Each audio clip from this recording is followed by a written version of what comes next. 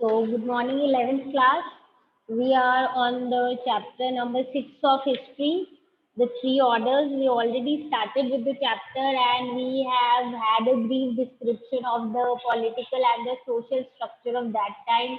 We have gone through the sources which tell us about that time, and then we started with description of what is feudalism and how did it start and what are the three orders. जिसमें हमने जो first order है उसका हमने description किया था, जिसमें जो फर्स्ट ऑर्डर में वी स्टडीड की क्लर्जी कौन होते हैं. These are basically the people who we can say work in the church and are considered very very respectable.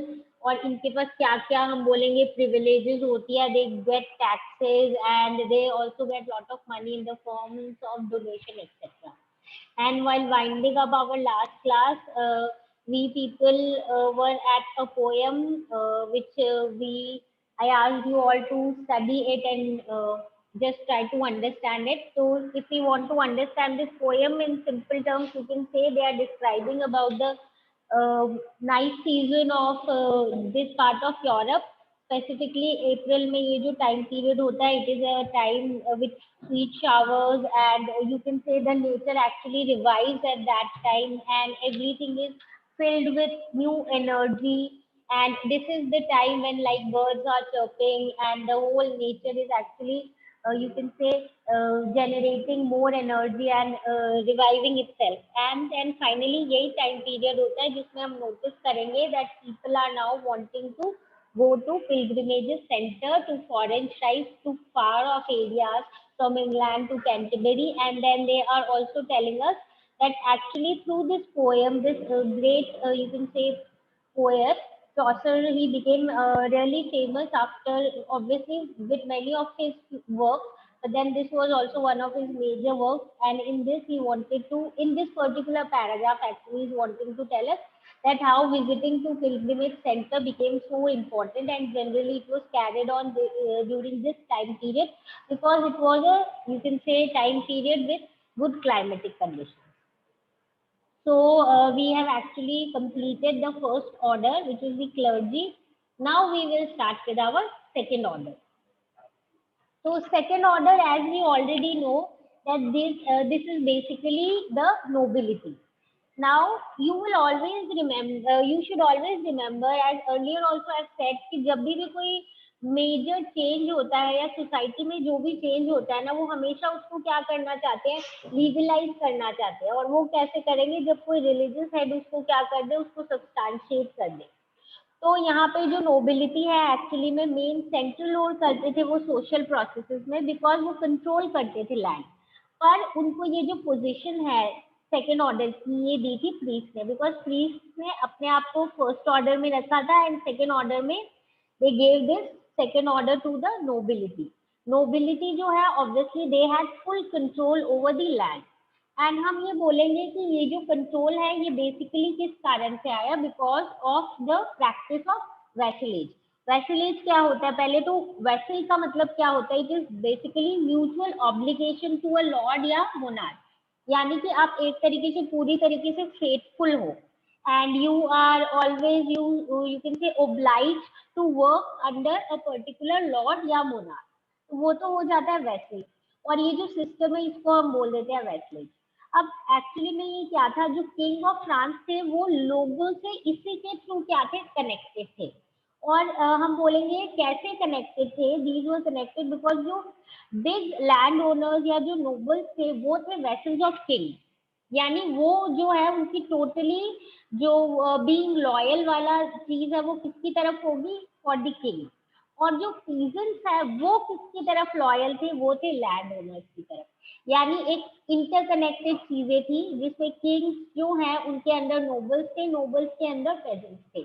और जो नोबल्स हैं वो टोटली अंडर हम बोलेंगे वर दी टोटल हम बोलेंगे ओबीडियंट वर्कर, या हम बोलेंगे जो टोटली उन पे डिपेंडेंट है, या वर्क किसके अकॉर्डिंग करते थे, सिर्फ किंग्स के अकॉर्डिंग. और वही चीज की पेजेंट जो टोटली डिपेंडेंट थे ऑन द नोबल्स, और जो नोबल्स बोलते थे उनके अकॉर्डिंग वो लोग काम करते थे.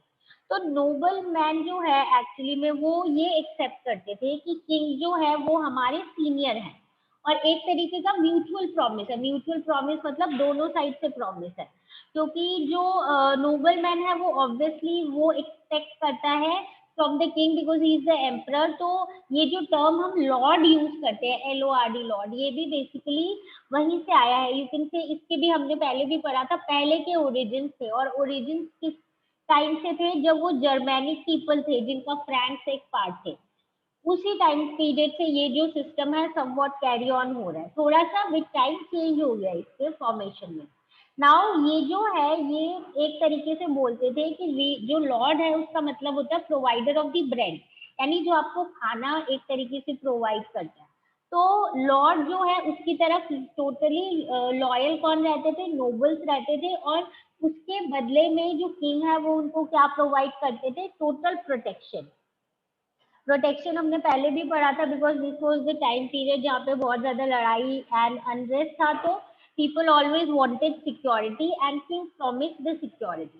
तो ये जो रिलेशनशिप है between the Lord and the vessel, ये एक मतलब ऐसे नहीं कि सिंपली ऐसे ही इन टर्म्स बस म्यूचुअली एक्सेप्ट हो गया। इसमें बहुत सारी रिचुअल्स भी साथ में इन्वॉल्व होती थी, इलेबोरेट रिचुअल्स होती थी, एक्सचेंज ऑफ वोज होते थे, मतलब प्रोमिसेस एक दूसरे से करते थे।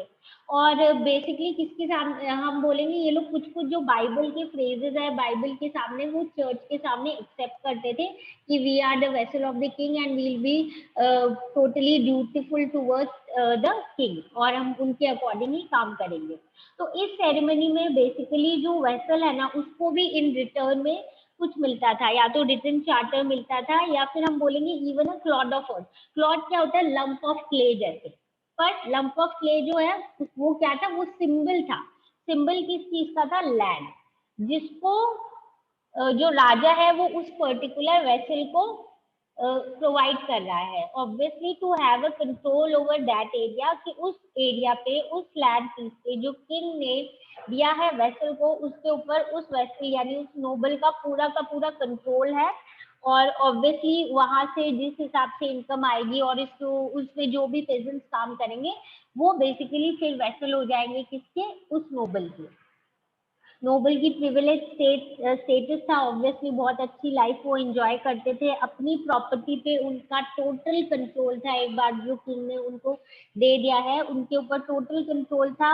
अब ये जो है ये ऑब्वियसली यहाँ से जितने भी फ्यूडल ड्यूज थे वो कलेक्ट करते थे। फ्यूडल ड्यूज यानी जो भी टैक्सेस वगैरह आएंगे, these will obviously go to the these nobles.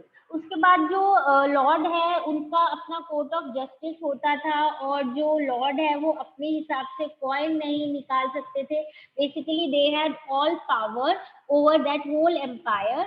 And फिर वो जो हम बोलेंगे थोड़ा सा पावर जो है वो नोबल्स को दे देते थे। बेसिकली नोबल्स जो है वो उनको प्रोवाइड करते थे not only the part of the taxes that are coming, but we'll see कि जो अब नोबल्स के नीचे जो काम करेंगे ना, यानी कि जो पेजेंट्स काम करेंगे, उनको काम तो करना ही है फार्म पे, बट उनको एक और प्रॉमिस करना होता था। वो होता था कि जब भी ऐसी सिचुएशन आई कि वॉर या ऐसा कुछ हुआ तो उनको as a part of army उनको जाना पड़ेगा। बेसिकली जो फुट सोल्जर्स होते हैं तो they should always be ready to come and fight for the empire if there is a need.